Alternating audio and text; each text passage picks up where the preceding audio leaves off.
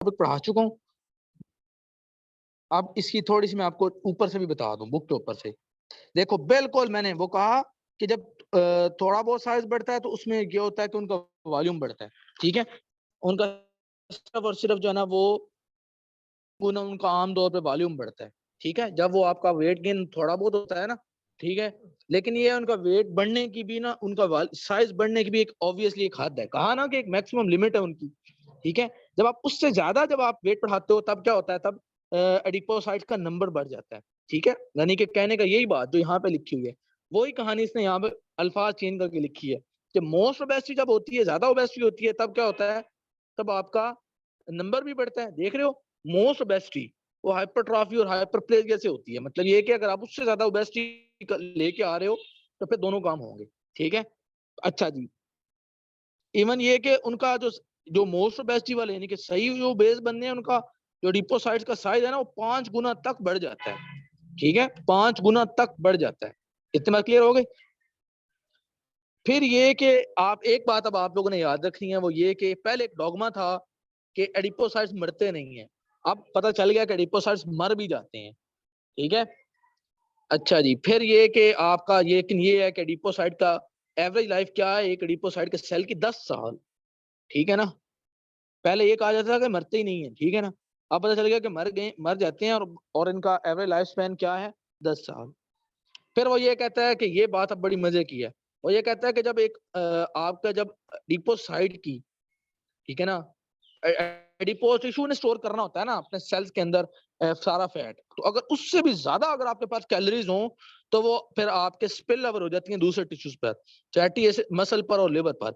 पता चला fatty liver क्यों बनता है, कि वो जो फैट जो एडिपोज नहीं संभाल पाता ना फिर उससे ज्यादा, ठीक है, वो फिर आ जाता है लिवर के ऊपर, तो फैटी लिवर हो जाता है। ये हर मोटे बंदे को ऑलमोस्ट फैटी लिवर है, और इतने मसले हैं फैटी लिवर के जिसकी हद नहीं, ठीक है। और मसल के ऊपर तो आपको पता ही है कि मसल के ऊपर मोटे बंदे के सारे वो क्या होते हैं, सारा होता ही फैट है, ठीक है ना। ये देख रहे हो टॉपिक फैट जो है, ये इंसुलिन रेजिस्टेंस में बहुत ज्यादा है इसका रोल, ठीक है ना। ये एक टॉपिक फैट का, बात समझ आ रही है। अच्छा जी, और क्या आपको मैं बताऊं, और वही बात के वेट लॉस जो हो रहा होता है वो नॉर्मली सर्ज डिक्रीज से होने से हो रहा होता है, ठीक है ना। ठीक है, बाकी ये कि स्मॉल फैट सेल्स मैंने क्या बताया कि जो छोटे हो गए होते हैं ये क्या करते हैं, ये रीएकुमुलेट करते हैं, बड़े एफिशिएंट होते हैं रीएकुमुलेट करने में, और ये आपके एपेटाइट को ड्राइव करते हैं, ठीक है। बात समझ आई कि थोड़ी बहुत डाइटिंग करके थक नहीं जाना, ठीक है ना। वो ये वजह है कि एपेटाइट ही बहुत बढ़ा देते हैं। चलो जी, मैंने आप लोगों को ये टॉपिक बहुत अच्छा समझा दिया, क्लियर करा दिया, ठीक है, कि टॉपिक फैट कैसे बनता है, आपका वेट कैसे कम होता है, फिर छोटे सेल्स का क्या मसला है, फिर हाइपरट्रॉफी कब कब होती है, ठीक है, जब बहुत ज्यादा ओबेसिटी हो, ठीक है। चलो जी, अब थोड़ा आगे आ जाओ। अब जरा लिप्टन लिप्टन को देखो जी, लिप्टन क्या है, लिप्टन लिप्टन पीजिए। चलो जी, बताया कि लिप्टन क्या है, ये एक जो है ना वो एडिपोसाइट की तरफ से एक हार्मोन सीक्रेट होता है, मैंने बताया, ठीक है ना। मैंने लिप्टन के बारे में दो बातें बताई कि आपकी एपेटाइट को रेगुलेट करता है और आपके मेटाबॉलिज्म को रेगुलेट करता है। कहाँ से रिलीज होता है, पेप्टाइड हार्मोन है जो कि आपके एडिपोज जो है ना वो रिलीज करते हैं। अभी तक यही बताया था, अब लिप्टन के बारे में थोड़ी बहुत और बातें, ठीक है, वो भी क्लियर कर लें। और ये भी बताया था कि मोटे बंदे के अंदर लिप्टन का लेवल बढ़ जाता है, यही बताया था।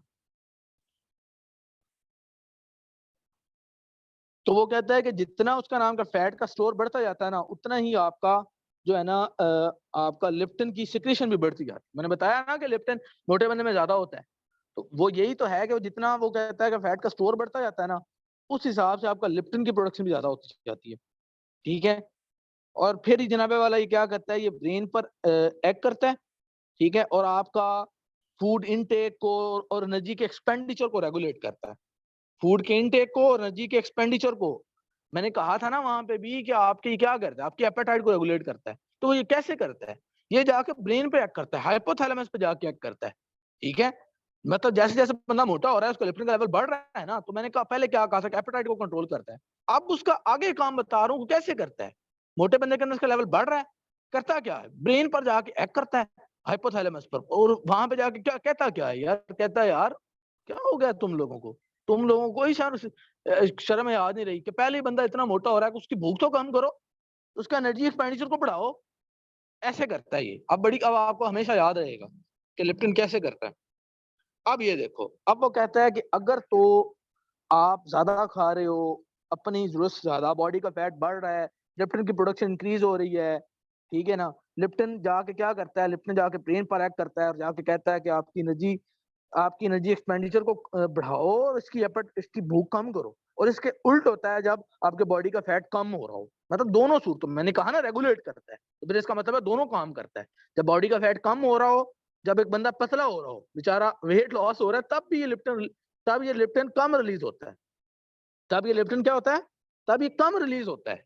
और इस तरह से वो फिर, मतलब समझ आया, मतलब उसका उल्ट है। ठीक है, ठीक है ना, कि जब बंदा मोटा हो रहा है तब ये ज्यादा रिलीज होता है, तो जब बंदा पतला हो रहा है तब ज्यादा रिलीज होता है मोटापा में, और पतले होने में कम रिलीज होता है। ठीक है, चलो इतना क्लियर हो गया। बस इतने, मेरे हिसाब से इतने से याद रखो कि मोटे बंदे के अंदर क्या है कि लिप्टन का लेवल बढ़ जाना है, ब्रेन को जाकर उसने कहना है यार कोई शाना बन, तेनू ब्रेन बनाया, सेंटर बनाया, तेनू पता ही कोई नहीं। लेकिन अब मसले की बात सुनो, अब अगली मसले की बात सुनो। वो ये होती है कि देखो, मोटे बंदा जो है उसमें इंसुलिन का लेवल भी ज्यादा होता है। बताया था ना, इंसुलिन का लेवल भी ज्यादा होता है मोटे बंदे के अंदर। अब अगली बात भी सुन लो, मैंने बताया था मोटे बंदे के अंदर इंसुलिन का लेवल भी ज्यादा, लिप्टन का लेवल भी ज्यादा। ठीक है, और तीसरा क्या बताया, डिपोनिक्टिन का लेवल ज्यादा। अब एक और लेवल की बात सुन लो, वो ये कि मोटे बंदे के अंदर लिप्टन और इंसुलिन दोनों के लिए रेजिस्टेंस भी ज्यादा। ठीक है मतलब ठीक है, लिप्टन के लिए रेजिस्टेंस भी बढ़ जाती है मोटे बंदे के अंदर। ठीक है, बात समझ आ गई। तो इसलिए मोटे बंदे के अंदर जो लिप्टन का काम होता है ना, वो वेट लॉस में तो है कि वेट लॉस को ये प्रिवेंट करता है, लेकिन वेट गेन में कम हो जाता है कि वेट गेन को रोके। देखो मैंने अभी आपको क्या बताया, अभी मैंने बताया कि वेट, जब एक मोटा बंदा होता है उसमें लिप्टन का लेवल ज्यादा हो जाता है, लिप्टन जाके ब्रेन को कहता है यार इसकी भूख कम करो, इसका एनर्जी एक्सपेंडिचर बढ़ाओ, तो इस तरह से उस बंदे को मोटा नहीं होने देता। लेकिन अब अगली बात भी कह रहा हूँ ना, वो ये कह रहा हूँ कि वो लिप्टन को रेजिस्टेंस पैदा हो जाती है लिप्टन के लिए, जैसे इंसुलिन के लिए रेजिस्टेंस पैदा होती है, इंसुलिन भी तो हार्मोन है, तो लिप्टन के लिए भी रेजिस्टेंस पैदा हो जाती है। तो इस तरह से वो बंदा मोटा होता जाता। लेकिन दूसरी तरफ मैंने ये भी कहा कि इसने बंदे को पतला होने से भी बचाना है, बंदे को पतला नहीं होने देना। ठीक है, तो इसलिए इन द एंड हम ये कह रहे हैं कि क्योंकि उसके खिलाफ तो रेजिस्टेंस पैदा हो गई, तो इसलिए मोटा होने से नहीं बचाता इतना, लेकिन ये है कि पतला होने से जरूर बचाता है। मतलब इसका ज्यादा रोल पतला होने से बचाने में। ठीक है, क्योंकि उस मोटा होने से बचाना इसलिए नहीं बचा पा रहा क्योंकि रेजिस्टेंस पैदा हो गया, हालांकि लेवल तब इसका ज्यादा है। चलो जितना पता चल गया। और ये जनाबे वाला क्या करता है कि ये हाइपोथैलेमस पे जाके एक्ट करता है। ठीक है, और उस तरह से फिर ये एपेटाइट कंट्रोल करता है। ठीक है, और इंसुलिन इंसुलिन का भी यही बात है कि इंसुलिन भी आके, इंसुलिन और लिप्टन का रोल अब आपको पता चल गया होगा कि अब मोटे बंदे में इंसुलिन और लिप्टन दोनों की सिमिलरिटी है। मोटे बंदे में इंसुलिन भी ज्यादा, लिप्टन भी ज्यादा, इंसुलिन के खिलाफ भी रेजिस्टेंस ज्यादा, लिप्टन के खिलाफ भी रेजिस्टेंस ज्यादा। इंसुलिन भी जाके हाइपोथैलेमस पे एक्ट करता है, लिप्टन भी जाके हाइपोथैलेमस पे एक्ट करता है। ठीक है, तो लो जी, तो ये सारी बातें अब आपको पता चल गई। ठीक है, और इंसुलिन भी हाइपोथैलेमस पे जाके यही कहता है कि यार इसकी भूख कम करो, यार मैं कहाँ तक ग्लूकोज को रेगुलेट करूंगा। ठीक है, ठीक है ना, यानी कि इंसुलिन ने भी वही काम है जो मतलब इंसुलिन लिप्टन के 3-4 सिमिलरिटीज हैं। मोटे में इंसुलिन भी ज्यादा, लिप्टन भी ज्यादा, मोटे में इंसुलिन भी उसका रेजिस्टेंस पैदा हो जाती है, दूसरी भी रेजिस्टेंस पैदा हो जाती है। इंसुलिन का भी रोल यही है कि हाइपोथैलेमस पे एक्ट करना है, उसका भी रोल यही है हाइपोथैलेमस जाके एक्ट करना है। लिप्टन ने भी आके कहना है इसको यार इसकी भूख कम करो। ठीक है, और इंसुलिन ने भी आके यही कहना है कि यार इसकी भूख कम करो। अब जनाबे वाला बड़ा इंपॉर्टेंट मेटाबॉलिक सिंड्रोम, वो जनाबे वाला ये क्या है। ठीक है,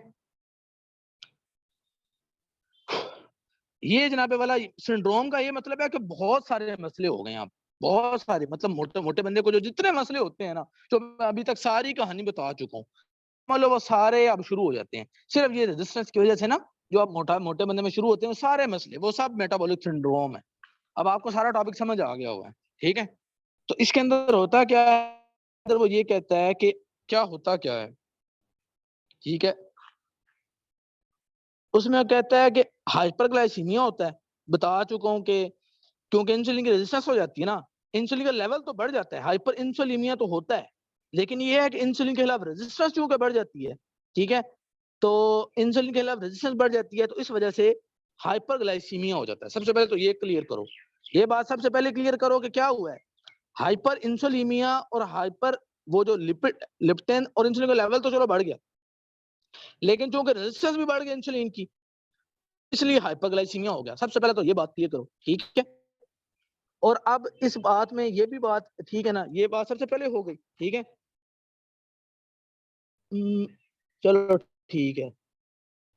अब इसके बाद और क्या होता है, ये सबसे पहले बात हो गई कि मेटाबॉलिक डिसऑर्डर में इंसुलिन के रेजिस्टेंस की वजह से क्या हो रहा है, हाइपरग्लाइसीमिया हो रहा है।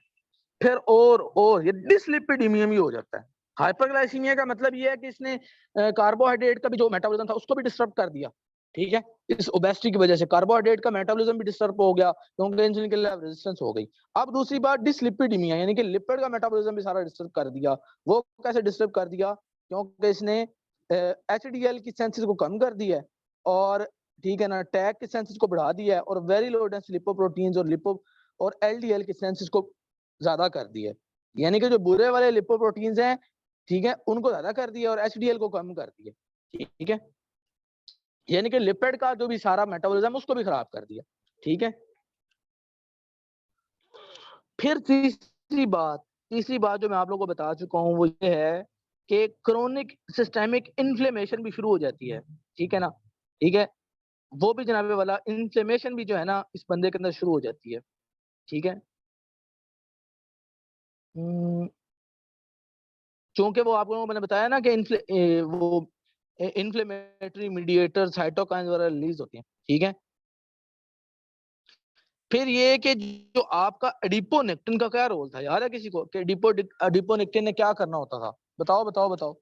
एडिपोनेक्टिन ने ये करना होता था, अब याद करो ना, अभी तो बता के आ रहा हूँ कि उसने फ्री फैटी एसिड तो बंदे को इन्फ्लेमेशन से बचाना होता है। फिर बंदे का इंसुलिन को कहना होता है यार अपना काम अच्छा करके करो, उसकी उसकी सेंसिटिविटी बढ़ानी होती है। ये देखो, इसने फैटी एसिड का लेवल कम करना होता था, और इसने क्या करना था, और इसने लिपिड प्रोफाइल को अच्छा करना था। लिपिड प्रोफाइल अच्छे का मतलब ये है कि इसने एचडीएल की सेंसिस को सही कराना है, वेरी लो डेंसिटी और लो डेंसिटी लिपोप्रोटीन्स का लेवल कम रखना है, ठीक है। इसने फ्री फैटी एसिड का लेवल कम रखना है। इस तो एडिपोनेक्टिन के ये रोल थे कि इसने इन्फ्लेमेशन से भी बचाना है, इसने ग्लाइसेमिक कंट्रोल यानी कि इंसुलिन के थ्रू इसने सेंसिटिविटी अच्छी करके ग्लाइसेमिक कंट्रोल भी अच्छा रखना है। तो इस मोटे बंदे के अंदर मैंने बताया नहीं था कि एडिपोनेक्टिन का लेवल भी कम हो जाता है। जब मैंने उन दोनों का बताया, साथ ही मैंने ये भी बताया कि मोटे बंदे के अंदर एडिपोनेक्टिन का लेवल लो हो जाता है। तो मेटाबॉलिक सिंड्रोम के अंदर भी तो यही होना है ना, कि एडिपोनेक्टिन का लेवल भी, देख रहे हो, एडिपोनेक्टिन का लेवल भी लो हो जाता है, ठीक है। चलो जी, अब आप लोगों का जो है ना, अब मैं आप लोगों को मेटाबॉलिक सिंड्रोम एक बार अगेन बताने लगा हूँ, ठीक है। चलो जी, देखो मेरी बात सुनो। सबसे पहली बात तो ये है कि मोटा बंदा है ना, ठीक है, तो इसके अंदर एडिपोनेक्टिन का लेवल लो हो जाता है। अब एडिपोनेक्टिन ने करना क्या होता है, उसने फ्री फैटी एसिड का लेवल कम करना होता है। और आपको पता है फ्री फैटी एसिड ने करना क्या होता है, फ्री फैटी एसिड्स ने, ठीक है ना, अब वो सारी बातें जो पीछे मैं आपको बता के आया हूँ बेसिकली मेटाबॉलिक सिंड्रोम के अंदर, वो सारे काम गलत हो रहे हैं। मतलब सही तरह से वो हम चाहते हैं कि यार इंसुलिन अपना सही काम करे, ठीक है, अपनी भूख सही लगे, इस बंदे का फैट का लेवल ओके रहे। लेकिन मतलब जो चीजें सही बंदे में होनी चाहिए, मोटे बंदे के, वो सारी चीजें गलत होती जाती हैं। सारा कुछ ही गलत होता है। ना उसका लिपिड का सही निजाम होता है, ना उसका कार्ब का सही निजाम होता है, ना उसमें इन्फ्लेमेशन वाला काम सही से हो रहा होता है। मतलब ये कि उसको उसका डिपोनेक्टिन का लेवल लो हो गया, उसमें इंसुलिन का लेवल तो ज्यादा हो गया, उसमें लेप्टिन का लेवल भी ज्यादा हो गया, लेकिन इंसुलिन की रेजिस्टेंस भी हो गई, लेप्टिन की रेजिस्टेंस भी हो गई, उसमें एडिपोनेक्टिन का लेवल भी लो हो गया। यानी कि हालांकि एडिपोनेक्टिन ने कितना आपको बचाना था, आपकी इंसुलिन की सेंसिटिविटी ठीक रखनी थी, आपको आपका फ्री फैटी एसिड का लेवल लो रखना था, ताकि वो जाके, ठीक है ना, इंसुलिन की सिग्नलिंग ना इंपेयर करें, ना वो जाके प्रो इन्फ्लेमेटरी भी होते हैं फ्री फैटी एसिड्स। फिर आपको पता है कि, ठीक है ना, मतलब ये कि ठीक है, एडिपोनेक्टिन का लेवल भी उसने लो किया, और वहां से उसने सारा ग्लाइसीमिक और आपका लिपिड का निजाम खराब किया, ठीक है। फिर ये कि आपको पता है कि आपके मोटे बंदे के अंदर इंसुलिन टाइप 2 डायबिटीज यानी कि इंसुलिन रेजिस्टेंस, हालांकि इंसुलिन का लेवल ज्यादा है लेकिन इंसुलिन की रेजिस्टेंस पैदा हो गई है। इस वजह से उसने हाइपरग्लाइसीमिया करा के उसका वो भी काम खराब किया। फिर उसने लिपिड का भी सारा निजाम किया, डिसलिपिडीमिया भी किया, ठीक है। तो ठीक है ना, डिसलिपिडीमिया कैसे किया यार, आप लोगों को समझ वो है कैसे इसने किया? ऑब्वियसली बताया नहीं आप लोगों को कि जब मोटा बंदा है, अब्डोमिनल फैट होगा ज्यादा, अब्डोमिनल फैट होगा ज्यादा तो क्या होगा बताओ? अब्डोमिनल फैट ज्यादा होगा तो वो पोर्टल वेन के जरिए से लिवर के पास जाके टैग ज्यादा करा के वेरी लो डेंसिटी लिपोप्रोटीन ज्यादा करा देगा, ठीक है? और जब फैट ज्यादा होगा तो टॉपिक फैटी लिवर हो जाएगा इसको, इसके, ठीक है? और आपको मैं अभी बता के आ रहा हूँ कि टॉपिक फैट इंसुलिन रेजिस्टेंस कराता है बहुत ज्यादा, ठीक है? तो यानी कि वो सारा कुछ खराब हो रहा है मेटाबॉलिक सिंड्रोम के अंदर। थोड़ी सी और क्लैरिटी आई कि इसके अंदर क्या हो रहा है कि आपके लिपिड का निजाम खराब हो रहा है, डिसलिपिडीमिया हो रहा है। डिसलिपिडीमिया का ये मतलब है कि आपके अंदर वेरी लो डेंसिटी लिपोप्रोटीन जो और लो डेंसिटी लिपोप्रोटीन का लेवल ज्यादा हो रहा है। फिर इंसुलिन का रेजिस्टेंस लेके आ रहा है, टाइप 2 डायबिटीज लेके आ रहा है, हालांकि इंसुलिन ज्यादा है लेकिन उसकी रेजिस्टेंस करके मसला कर रहा है। और वो इंसुलिन की रेजिस्टेंस कैसे कर रहा है मैंने तो आपको वो भी बता दिया है कि एक तो फ्री फैटी एसिड इंसुलिन की रेजिस्टेंस करता है, उसकी सिग्नलिंग को खराब करता है। फिर आपका टॉपिक फैट जो होता है वो मसला करता है। फिर आपके लिवर के अंदर जब ये फ्री फैटी एसिड जाते हैं तो ये लिवर के अंदर जाके अलग इंसुलिन के रेजिस्टेंस को डैमेज करते हैं, ठीक है? तो इस तरह से जनाबे वाला अब आप लोगों को समझ आ गई कि इसने आपके कार्ब का मेटाबॉलिज्म भी खराब करना है, लिपिड का भी, और आपका इसने क्या करना है, आपका आपके अंदर इसने इन्फ्लेमेशन भी करनी है, क्योंकि एक तो free fatty acid inflammatory nature होते हैं, ठीक है? फिर ये कि इन्फ्लेमेटरी साइटोकाइंस हमने पढ़ा कि ओबेसिटी के अंदर फैट सेल जो होते हैं वो इन्फ्लेमेटरी साइटोकाइंस रिलीज करते हैं। फिर ये कि जो एडिपोनेक्टिन जो कि इन्फ्लेमेशन से बचाता है ये उसका लेवल भी रिड्यूस कर देते हैं। तो अब आपको पूरी कहानी समझ आई कि ये हो क्या रहा है, ठीक है? बाकी ठीक है ना? तो अब आपको समझ आ गई हो, ठीक है? बाकी इंशाल्लाह ताला ना, ठीक है? बाकी ये जो लिखा हुआ है ये तो हमें आसान सी बात लिखी है, इसकी इतनी जरूरत नहीं है। वो ये है कि अवर नरिश बंदे के अंदर क्या हो रहा होता है, सारे हर तरफ से सिग्नल जा रहा होता है, स्टमक से ग्रेलिन आ रही है, एडिपोस से लिप्टिन आ रहा है, ये सारे देखो हाइपोथैलेमस को जाके कह रहे हैं कि यार इसकी ना अवर नरिश ने ज्यादा खाया हुआ है, तो उसको जाके कहते हैं कि यार ना प्लीज इसकी एपेटाइट कम करो, इसका एक्सपेंडिचर बढ़ाओ। वही बात जो हमने लिप्टन के लिए पढ़ी, ठीक है? तो इंसुलिन भी तो मैंने कहा था हाइपोथैलेमस में जाके क्या करता है, तो देख लो लेप्टिन और इंसुलिन, ठीक है? यही काम इंटेस्टाइन से कौन कर रहा है, ये कोलिसिस्टोकाइनिन सेकंड ईयर में पढ़ लोगे इसको, ठीक है? स्टमक से ग्रिलिन भी सेकंड ईयर में पढ़ लोगे कि ये भी आके यही कर रहे होते हैं। उसको कहते हैं यार मेहरबानी करो यार, बहुत खा लिया इसने, मेहरबानी करो अब इसको भूख ना लगने देना, और जनाबे वाला अब इसका एनर्जी का एक्सपेंडिचर भी बढ़ाओ, ठीक है? तो इसी के उल्ट हो रहा होता है जब उस बंदे ने कुछ ना खाया हो, तब वो कहते हैं यार इसको भूख लगवाओ यार, ठीक है? चलो जी,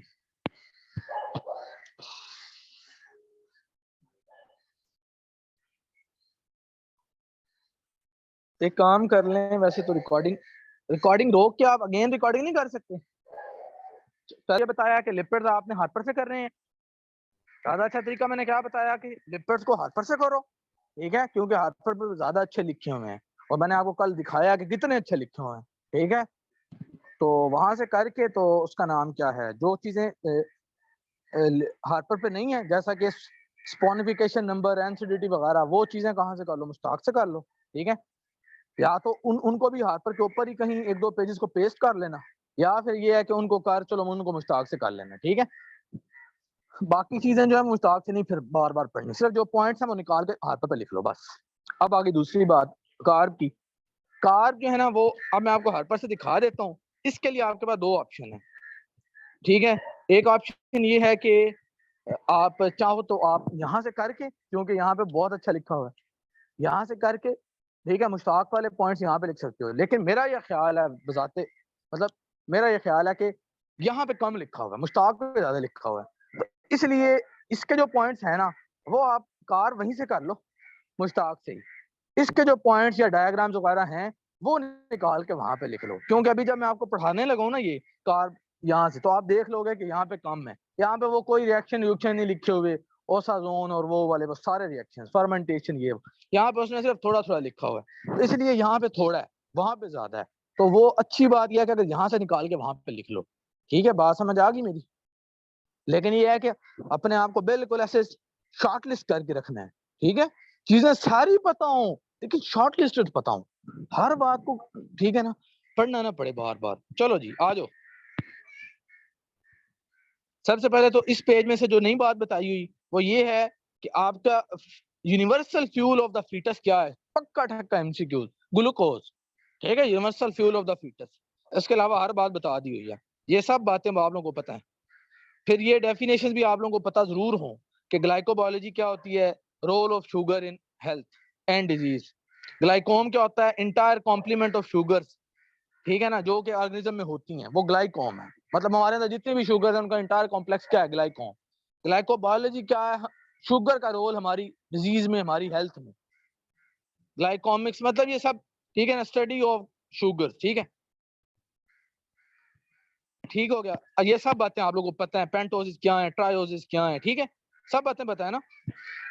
यहाँ से अब कौन सा पॉइंट नहीं बताया हुआ, वो जो आपने बनाए नहीं थे क्या नाम है, रिडक्शन के साथ पोलियोल्स, जो हमने सॉर्बिटोल वगैरह मैनिटोल वगैरह बनाए थे, वो कहता है कि वो जो आप रिडक्शन से बनाते हो ना, ठीक है, वो आप वेट रिडक्शन के लिए यूज करते हो, ठीक है, एंड फॉर डायबिटिक्स, वो आप वेट रिडक्शन के लिए और फॉर डायबिटीज के पेशेंट्स के लिए यूज करते हो, क्योंकि they are poorly absorb and have about half the energy yield of the sugars. उनके ठीक है ना, एक तो वो अब्सॉर्ब ही नहीं होते तो मसला ही कोई नहीं। अब्सॉर्ब भी नहीं ना, मसला तो अब्सॉर्ब वालों का है कि अब्सॉर्ब होके वो उनका लेवल बढ़ जाता है, तो ये अब्सॉर्ब ही नहीं होते। ठीक है, और फिर ये है कि half the energy yield of the sugars, ठीक है। चलो जी, ये बात पता चल गई आप लोगों को कि आप ये जो अल्को, अब देखो इस पॉइंट को सिर्फ आपने कहाँ पे लिख लेना, वहां पे लिख लेना बस। कितने अच्छी बात, अच्छा तरीका है ना। जो शुगर वाला ये वाला पॉइंट है उसको आपने ग्लूकोज के ऊपर जाके लिख लेना, ठीक है। तो आपने एक क्विक सी रीड देनी है और सिर्फ पॉइंट्स निकाल के वहां पे लिख लेने हैं। फिर मैंने आपको इनोलिन का बताया था जब मैं फ्रुक्टोज पढ़ा रहा था कि इनोलिन जो है वो फ्रुक्टोज का पॉलीमर है, और मैंने वहां पे बताया था, वहां पे भी लिखा हुआ है कि इनोलिन जो है वो क्या है, वो किडनी का फंक्शन डिटरमाइन करने के लिए यूज करते हैं, वहां पे बताया था। तो और मैंने अगेन भी बताया था ग्लोमेरुलर फिल्ट्रेशन रेट को, ऑब्वियसली, ठीक है ना, ग्लोमेरुलर फिल्ट्रेशन रेट डिटरमाइन करने के लिए हम इनोलिन को यूज करते हैं, फ्रुक्टोज का पॉलीमर है ये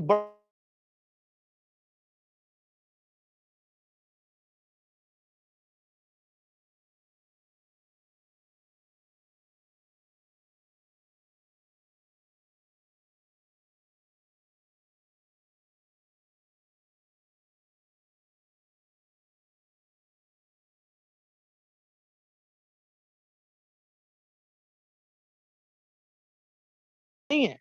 इसको आप जितना हवा बनाओगे उस बुक से पढ़ो, और भाई यहाँ से एक पॉइंट उठा के उधर लिख लो, मतलब इसमें क्या है, फिर नेक्स्ट टाइम तो नहीं ना ये बुक खोलनी नहीं पड़ेगी। तो थोड़ा एक पॉइंट जहाँ पे लिखा हुआ है भाई वो आता है पेपर में तो करो, इसमें क्या मैं।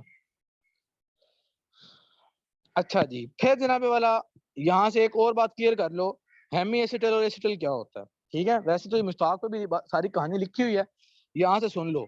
ये जो रिंग बनती है ना, रिंग कैसे बनी थी, कार्बन नंबर 1 पे जो आपका क्या था, आपका जो अल्डिहाइड ग्रुप था, ठीक है, अल्डिहाइड ग्रुप जो था वो कार्बन नंबर 5 पे जो क्या चीज थी, आपका OH ग्रुप था। कार्बन 5 पे कार्बोहाइड्रेट की OH नहीं था, तो उन दोनों का रिएक्शन हुआ था, तो इससे क्या बना, हेमी एसिटल। अगर ये यहाँ पे कीटोन ग्रुप होता कार्बन नंबर, समझ लो कार्बन 2 पे जैसे फ्रुक्टोज का बनता है, तो वो कार्बन 2 और, ठीक है, तो वो क्या बनता है, वो हेमिक कीटल ग्रुप बनता है। यानी कि कहने का मतलब ये, अगर कीटोन का ग्रुप कार्बन नंबर 2 किसी फ्रुक्टोज शुगर कीटो शुगर का जब किसी कार्बन 5 या 6 वाले OH के साथ रिएक्ट करके रिंग बनाता है, तो वो हेमिक कीटल होता है। और जब ये रिंग बनती है जिसमें एल्डिहाइड ग्रुप वाला किसी पांचवें या छठे कार्बन के OH के साथ रिएक्ट करके रिंग बनाता है, तो ये हेमी एसिटल होता है। अब ये हेमी एसिटल लिंकेज है, ठीक है। इसने जब अपने साथ वाले एक मोनोसैकेराइड के साथ रिएक्ट करके डाइसैकेराइड बॉन्ड बनाना है, अब क्या है कि अब ऑलरेडी ये क्या है, हेमी एसिटल है, तो इसने साथ वाले जब एक और OH के साथ हम रिएक्ट करना है, तो हमने इसको कहना है एसिटल, ठीक है, एसिटल। यानी कि पहले हेमी एसिटल था ना, एक एक OH के साथ इसने रिएक्ट किया, अब दूसरी OH के साथ भी रिएक्ट करेगा तो हम कहेंगे एसिटल। पहले हेमी एसिटल फिर एसिटल, बात समझ आ गई, ठीक है। चलो जी,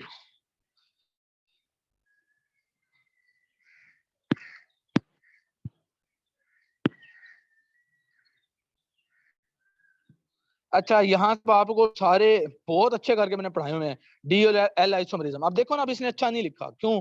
इसका काम बनता था ऊपर लिखना इनेंशियोमरिज्म, ठीक है? इसने भी वही, ठीक है ना? अच्छा, बहरहाल यानी कि सब कुछ आप लोगों को पता है कि ऑप्टिकल एक्टिविटी किस वजह से होती है, ठीक है? सब बातें वही लिखी हैं, कोई न्यू बात होती तो मैं जरूर बता देता, ठीक है? पैरानोज, फ्यूरानोज सारी रिंग में बता चुका हूँ, 5 मेंबर, 6 में। अब ये एक बात एक्स्ट्रा है, फॉर ग्लूकोज मोर देन 99% जो है वो पैरानोज फॉर्म में होती है। अब इस तरह का पॉइंट जब आप क्विकली रीड कर रहे होगे तो आप वहां पे लिख लोगे, ठीक है? अल्फा बीटा एनोमर्स में आप लोगों को पढ़ा चुका हूँ। सिर्फ एक एक्स्ट्रा बात क्या लिखी हुई है कि आपका जो ग्लूकोज का होता है सोल्यूशन, उसमें 38% और 62%, ये भी हो सकता है वहां पे लिखा हो, क्योंकि अभी हमने जो इसमें से एक टॉपिक मिस किया हुआ है उसके अंदर ये सारी बातें लिखी हुई हैं, ठीक है? लेकिन फिर भी मैं बस बता रहा हूँ, ठीक है, कि ये आप लोगों को सारा आता है, ये अल्डोज कीटोज शुगर, ठीक है? ये देखो, ये भी बाद में आप लोगों को इमन बता चुका हूँ, कहाँ पे वाला, वो जो रिड्यूसिंग शुगर वाला कॉन्सेप्ट बता रहा था, तो बताया नहीं था कि बेनेडिक या सॉल्यूशन जो होते हैं, जो कॉपर कंटेनिंग साल्ट्स होते हैं, ठीक है, तो उनकी क्या होती है? बताओ बताओ बताओ। उनकी रिडक्शन होती है, ठीक है? और आपका जो ये शुगर होता है उसकी अपनी क्या होती है? ऑक्सीडेशन, खुद वो ग्लूक्रोनिक एसिड वगैरह में कन्वर्ट हो जाता है, और जो आपका साल्ट होता है उसकी रिडक्शन करके, ठीक है, तो एक कलर खास आता है जिससे आपको पता चल जाता है कि आपके यूरिन के अंदर ग्लूकोज जा रही है, ठीक है? देख रहे हो, यूरिन इन डायबिटीज, ठीक है? ये सब बातें मैं आप लोगों को बता चुका हूँ। अच्छा, फिर ये है कि ठीक है ना, सिर्फ मैं, हाँ, खास कर मुझे ये बताना चाहिए आप लोगों को, यहाँ से मैंने ये एसिटल और हेमीएसिटल वाली बात भी बता दी, ठीक है? अब खास का जो मैंने आपको कहा था कि पेंटोसिस की मैं स्ट्रक्चर दिखाऊंगा, ये देखो, ये 3 कार्बन वाली, 4 कार्बन वाली, ये जाइलोज, ये तीनों चीजें आपको नहीं पता। अब देख लो, ड्राइबोस के हिसाब से देख लो, रेबिनोज का देखो कार्बन नंबर 2 पे है, कहा था ना कि 2 नंबर पे 2 प्राइम एपिमर है रेबिनोज। जाइलोज का देख लो, ठीक है ना, कि तीसरे नंबर पर है। ये इसके हिसाब से देखो ना, राइबोज में सारे इस तरफ है, इधर इस तरफ है, इधर इस तरफ है, ठीक है? और लाइसोज के अंदर क्या है? दोनों ही है, 2 प्राइम भी और 3 प्राइम भी, ठीक है ना?